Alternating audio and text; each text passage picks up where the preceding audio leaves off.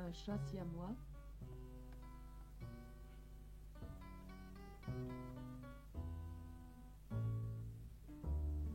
Un perroquet. Sans ses cheveux qui Une guitare. Une bibliothèque, tel est l'univers méconnu dans lequel le plus attachant des poètes de la chanson a préparé son retour au music-hall. Et quel retour, puisque Georges Brassens tiendra la scène 3 mois.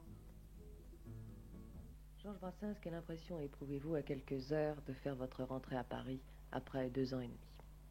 Bon, à la fois une impression désagréable et puis une impression un peu de... Enfin, j'ai un peu peur de ne pas me rappeler mes textes. Enfin, je suis dans l'état du visiteur de province qui revient, du vieil oncle de province qui revient après quelques années. Je ne sais pas comment on va accueillir. Enfin, si je pense qu'on va l'accueillir gentiment. Enfin, c'est toujours un peu gênant de reprendre contact avec le public et surtout de reprendre contact avec des chansons que je n'avais pas, les anciennes surtout, que je n'avais pas écoutées depuis 2 ans. Dites-moi, Georges Brassens, avez-vous le sentiment d'être à part un peu sur votre petit nuage personnel ou de faire partie du monde de la chanson? Il est difficile de savoir quelle part il faut faire dans le sentiment personnel qu'on a et puis le sentiment qui vous vient de l'extérieur, parce qu'on raconte tellement de choses sur les gens qui sont un peu connus, ils finissent quand même par se demander si les sentiments qu'ils éprouvent ou les idées qu'ils ont, qu'ils croient avoir, leur appartiennent ou viennent de l'extérieur. Je ne sais pas si j'occupe une place à part. Moi, je n'ai pas l'impression d'occuper une place à part, mais comme depuis des années on me le répète, je finis par évidemment me le croire. Ça vous gêne? Non, rien ne me gêne. Y a-t-il, selon vous, une évolution dans le goût du public sur le plan de la sensibilité poétique, en ce qui concerne la sensibilité poétique? Je ne sais pas, si je vois ça à mon point de vue, c'est difficile puisque je ne suis pas entré en contact avec le public depuis 3 ans. Je pense que le public est quand même sensible aux modes, aux changements. Je pense qu'en surface, il y a toujours des changements, mais que le fond reste le même. Alors comment expliquez-vous le phénomène de votre actualité permanente et que même au temps où le yéyé sévissait, vous étiez Georges Brassens et très haut de l'échelle? Je ne l'explique pas, je le constate avec plaisir, je ne l'explique pas. Je crois si pouvoir l'expliquer, je pense que dans mes chansons, des gens qui les écoutent trouvent quelque chose qui leur intéresse. Je ne crois pas du tout aux modes, vous savez, j'ai toujours contesté la valeur des modes. Une mode est valable pendant quelque temps, et puis, mais les choses qui sont, si vous voulez, qui sont presque traditionnelles, enfin les choses qui sont faites avec conviction, emportent toujours quand même la faveur du public. Georges Brassens, on dit toujours que vous vivez en sauvage, entre guillemets. Ça, Estimez-vous que c'est vrai? Non, bien sûr que non.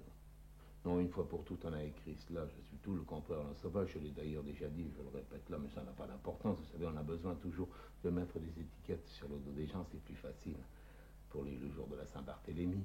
Mais je ne crois pas être un sauvage. Je crois même être un des moins sauvages parmi tous ceux que je connais dans la chanson. Comment expliquez-vous le fait, Georges Brassens, que quand on vous voit, quand on vous rencontre pour la première fois, on a envie de vous dire bonjour, monsieur Brassens, alors que quand on rencontre d'autres personnalités de la chanson, on leur dit bonjour comme ça? Je ne sais pas pourquoi. Enfin, je suis le seul qu'on puisse aborder sans dire bonjour, monsieur. Ça me laisse profondément froid qu'on m'appelle monsieur.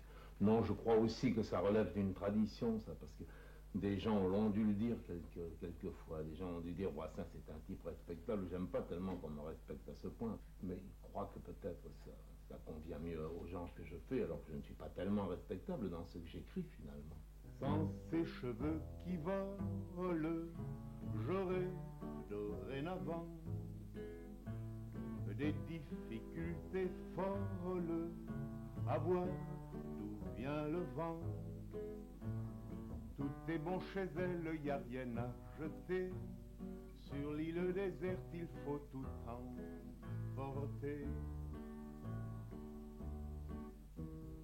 Je me demande comme subsister sans ses joues, m'offrant de belles pommes nouvelles chaque jour. Tout est bon chez elle, y a rien à jeter. Sur l'île déserte, il faut tout emporter.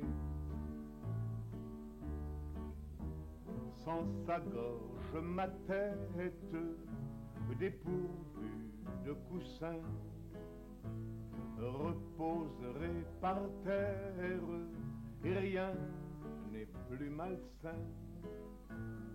Tout est bon chez elle, y a rien à jeter. Sur l'île déserte, il faut tout emporter.